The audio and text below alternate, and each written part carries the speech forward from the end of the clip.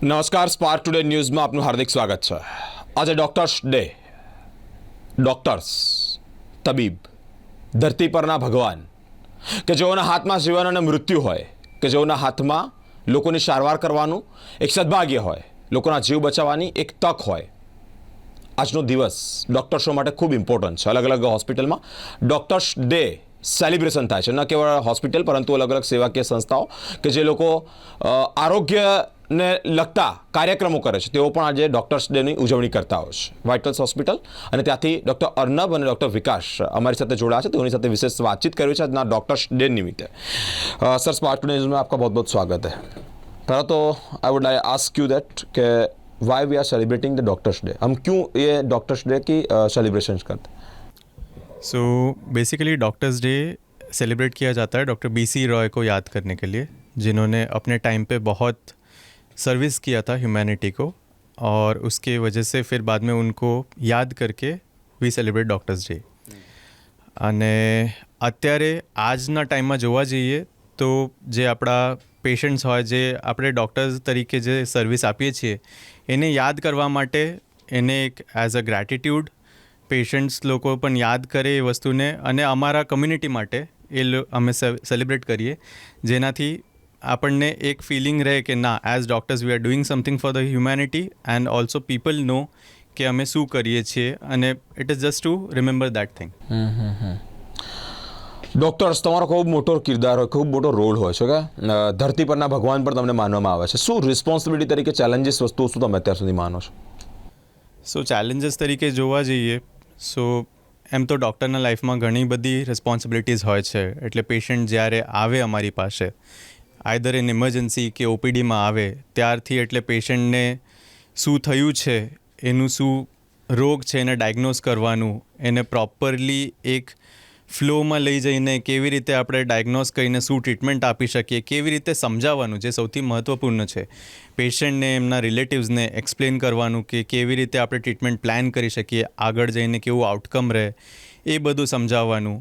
એને ફરીથી પેશન્ટ જે છે એ જે પણ રોગ લઈને આવ્યું છે, જે પણ એના ડિફોર્મિટીઝ છે, જે પણ વસ્તુ છે, પ્રોબ્લેમ્સ છે, એને પ્રોપરલી હીલ કરીને ફરીથી એ સોસાયટીમાં જઈ શકે રિસ્પેક્ટફુલી, અને એને પ્રોપરલી એક આગળ એક લાઈફસ્ટાઈલ મળે. સપોઝ એને કંઈ ડિફોર્મિટી હોય હાથમાં કે પગમાં, એના લીધે એ કામ નહીં કરી શકતો, કે સોસાયટીમાં એ બીજા જોડે રહી નહીં શકતો, જે કોન્ફિડન્સ હોય એ બધું ના હોય, તો એને ફરી પાછું આપવું, that is our responsibility as a plastic and cosmetic surgeon. That is what I think is my responsibility towards my patients.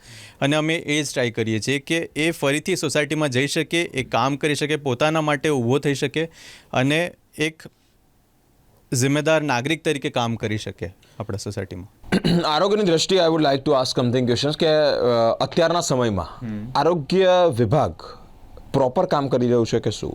Definitely આરોગ્ય વિભાગ પ્રોપરલી કામ કરે છે. ગવર્મેન્ટ પણ એમના તરફથી જે પણ બધા આપણે કહીએ યોજના અને સ્કીમ્સ બધું લાયા છે, આયુષ્માન યોજના અને બધું છે, એના લીધે ઘણા પેશન્ટ્સને, ઘણા જે પેશન્ટ્સ અત્યાર સુધી ખાલી ગવર્મેન્ટ હોસ્પિટલની રાહમાં, એટલે એમના માટે એ વેઇટ કરતા હતા કે એમને અપોઇન્ટમેન્ટ મળે કે જગ્યા મળે, અને આટલું લાંબુ વેઇટિંગ લિસ્ટ થતું હતું. હવે આ બધા સ્કીમ્સના લીધે, ઘણા બધા સ્કીમ્સ છે, મા યોજના, આયુષ્માન યોજના, એ બધાના લીધે એ લોકો ઇવન પ્રોપર પ્રાઇવેટ હોસ્પિટલ્સ જ્યાં બધું છે ત્યાં એ લોકો ટ્રીટમેન્ટ લઈ શકે છે. So that is a very good thing. એના સિવાય પણ જે ઇન્ફ્રાસ્ટ્રક્ચર ડેવલપમેન્ટ ને બધું છે, અત્યારે આરોગ્ય વિભાગ જે છે, હેલ્થ ડિપાર્ટમેન્ટ, બધા સ્ટેપ્સ લે છે, અને they are very much conscious about it. એ લોકો જોઈને બધું પ્રોપરલી કરે છે, અને એના સ્ટેપ્સ પણ લે છે, જેના લીધે દર્દીને સારા ટ્રીટમેન્ટ મળી શકે, અને એક જગ્યાએ મળી જાય બધું, હોલ એન્ડ સોલ ત્યાં જ ટ્રીટમેન્ટ થઈ જાય, અને પેશન્ટને આમ તેમ ફરવું નહીં પડે, અને ત્યાંથી જ બધું થઈ જાય. સો એના માટે એ લોકો કરી રહ્યા છે, કામ તો કરી રહ્યા છે definitely. Okay, as a plastic સર્જન, તમે પ્લાસ્ટિક સર્જરી ઘણી બધી કરી હશે અત્યાર સુધી. લોકોને પહેલાં જેવો કોન્ફિડન્ટ બિલ્ડઅપ થાય, તમે જે પ્રમાણે કહ્યું તે જ પ્રમાણે, કે કોઈક બર્ન થયેલી કોઈની સ્કિન હોય, કે કોઈનો ફેસ હોય, કોઈના હાથ પગ હોય, ગમે તે બર્ન થયેલું હોય, એને એઝ ઇટ ઇઝ ફરી પહેલાં જેવો કોન્ફિડન્ટ આવે, તમે જેમ કહ્યું તે પ્રમાણે કયા પ્રકારના પ્રયત્નો તમારા તરફથી થતા હોય છે? સો યુઝ્યુઅલી જેવા કે બર્ન્સ પેશન્ટ હોય, એ લોકોમાં ઘણા ટાઈપના આવે છે. યુઝ્યુઅલી અક્યુટ બર્ન્સ આવે. અક્યુટ બર્ન્સ એટલે દજાયેલું હોય અને તરત જ આવે હોસ્પિટલમાં. બરાબર, એવા કેસમાં અલગ રીતે ટ્રીટમેન્ટ હોય અને ઘણા કેસીસ હોય છે કે જે પહેલાં દજાયેલા હોય અને કોન્ટ્રાક્ચર જોડે આવે, એટલે એમના ગળા જે હોય એ ચોંટી ગયા હોય, હાથ ને બધું કામ નહીં કરતા હોય, ચોંટી ગયા હોય, તો એવા આવે છે. સો બંનેમાં ટ્રીટમેન્ટ સ્ટ્રેટેજી ડિફરન્ટ હોય. સો જ્યારે અક્યુટ બર્ન્સમાં આવે, ઇમરજન્સીમાં આવે, તો ત્યારે આપણે પેશન્ટ્સને જે એમનું પ્રોપર ટ્રીટમેન્ટ એક પ્રોટોકોલ હોય એ બધું કરવાનું હોય. જે ઘાવ હોય એને રૂજ આવે એના માટે આપણે skin grafting surgeries, flap surgeries કરતા હોઈએ, જ્યાં આપણે એમના સ્કિનને લઈને ત્યાં ઘાવ ઉપર મૂકીએ, જેનાથી એમને એક પ્રોપર વૂન્ડનું કવરેજ મળી જાય અને ઘાવ ફટાફટ ભરાઈ જાય, જેના ઉપર દાગ ના આવે. બરાબર, ઘણીવાર એવું થાય છે, ઘણા બધા એરિયાઝ છે ઇન્ડિયાના જ્યાં હજુ આ ઇમરજન્સી ટ્રીટમેન્ટ મળતું નથી અને એવા પેશન્ટ્સ પછી 1 વર્ષ પછી આ બધા ખોડખાપણ લઈને આવે છે, ડિફોર્મિટી લઈને આવે છે, કોન્ટ્રાક્ચર. તો એવા પેશન્ટમાં પણ અમે પછી આગળ જઈને સર્જરી કરી શકીએ, જેનાથી એમના હાથ ને બધું, ગળામાં એ બધું જે ચોંટી ગયું છે એ ફરીથી ખુલી જાય, એ લોકો કામ કરી શકે, વાતો કરી શકે, એ બધી વસ્તુઓ કરી શકે, જેનાથી ફેમિલી અને સોશિયલ લાઈફમાં એ આગળ જઈને ફરીથી કંઈક કરી શકે અને બહાર એમને કોન્ફિડન્સ મળે ફરીથી જવા માટેનું. સર, આમ દાઝેલાઓના એવા દર્દીઓને જોઈએ તો ડર લાગે, ઓકે, એમ એ લોકોનું વાત સાંભળતા બી ડર લાગે કે કેવી પરિસ્થિતિ હશે, બોડી કેવું થઈ ગયું હશે, ઓકે. એવામાં તમે ટ્રીટમેન્ટ કરો છો, તમારું મેન્ટલ સ્ટેબિલિટી કે પ્રમાણે સ્થિર રાખો છો? કારણ કે બહુ મોટી ચેલેન્જ છે. હવે એ બધા દર્દીઓને જોઈને અમને પણ એવું રહે છે, સિમ્પથી, અને એ રહે છે પેશન્ટ્સ માટે. પણ અમારું ટ્રેનિંગ જ એટલું વધારે થયું હોય, રિગ્રસ ટ્રેનિંગ થયું હોય. સો અમે લોકો સૌથી પહેલાં માસ્ટર્સ કરીએ જનરલ સર્જરીમાં અને પછી પ્લાસ્ટિક સર્જરીમાં પણ 3 વર્ષનું કરીએ, એટલે 6 to 7 years અમારું આમાં ટ્રેનિંગ જાય. એ દરમિયાન અમે જ્યારે આ પેશન્ટ્સ બધા 80% 90% બર્ન્સના જોઈએ, એમને ટ્રીટ કરીએ, ધીમે ધીમે એ મેન્ટલ એક સ્ટેબિલિટી બિલ્ડઅપ થઈ જાય અમારું. બરાબર, તો અત્યારે હવે કોઈ પેશન્ટ આવે તો અમને ખબર છે કે મને સ્ટ્રોંગ રહેવું પડશે પેશન્ટ માટે, so that I can give him or her the confidence that he or she needs. તો એ રીતે એક મેન્ટલ સ્ટેબિલિટી લઈને આપણને ટ્રીટમેન્ટ કરવું પડે. ઇવન પેશન્ટ્સના સગાને પણ પ્રોપરલી એમને સમજાવવું પડે અને એ રીતે આગળ આપણે ટ્રીટમેન્ટનું પ્લાન કરીએ અને એમને સમજાવીએ અને આગળ વધીએ અમે. જીવન અને મરણના ઝૂલા વચ્ચે કોઈક દર્દી રમતું હોય, એ ઝૂલતું હોય અને તેમાંથી એને નવું જીવન આપવાની એક ભગવાને કોઈકને રિસ્પોન્સિબિલિટી, કોઈને જિમ્મેદારી આપી હોય છે, તો એ ડૉક્ટર્સને હોય છે. તો એ વાત કરી તે પ્રમાણે કે ગ્રામીણ વિસ્તારમાં પણ હાલ અત્યારે આરોગ્ય ક્ષેત્રે વિકાસ તો થઈ રહ્યો છે, પરંતુ ક્યાંક ને ક્યાંક હવે ડૉક્ટર્સોની જિમ્મેદારી વધી રહી છે. કારણ વ્યક્તિઓ અને દર્દીઓ ઘણી આશાઓ લઈને ત્યાં જતા હોય છે. અમારી સાથે મેનેજમેન્ટ ટીમથી ડૉક્ટર વિકાસ સર પણ જોડાયા છે. સર, શું કહેવા માંગો છો? પહેલાં તો તમારી પાસેથી એ સમજવું છે, માળખું સમજવું છે કે આટલા બધા દર્દીઓને મેનેજ કરવા, ઓકે, તમારે હોસ્પિટલમાં નહીં કેટલા रूम હશે पेशेंट वाइज गणवा जाइए तो?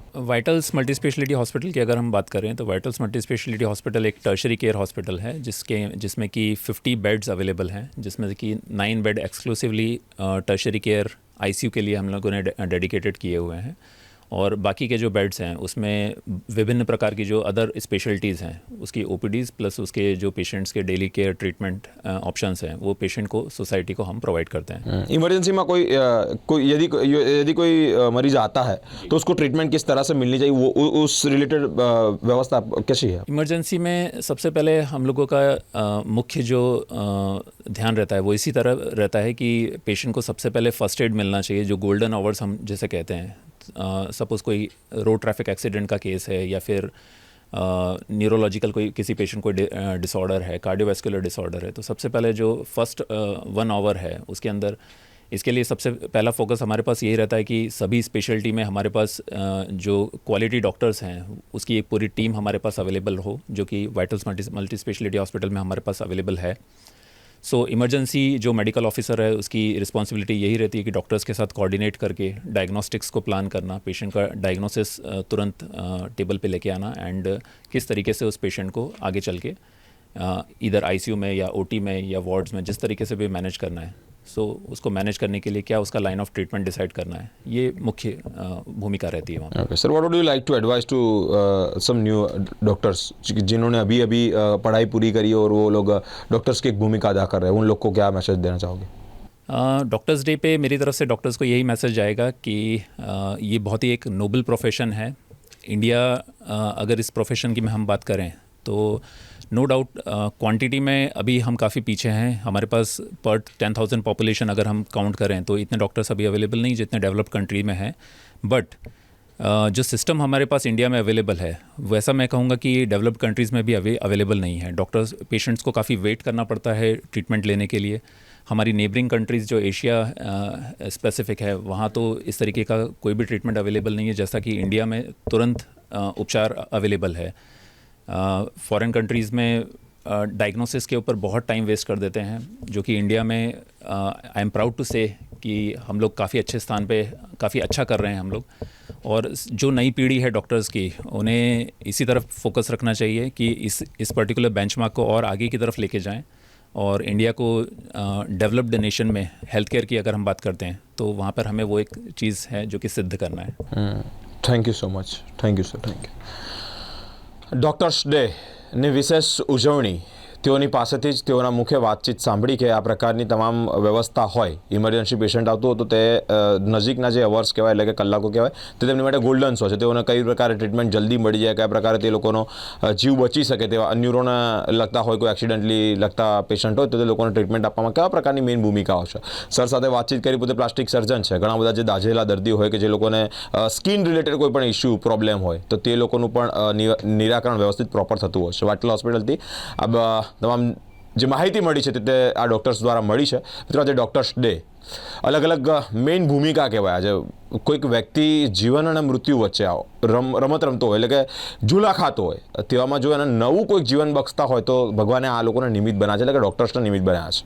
ડૉક્ટર્સ ડે અંતર્ગત વાટલ્સ હોસ્પિટલના જે ડૉક્ટર્સ છે તેઓની સાથે વિશેષ વાતચીત કરી.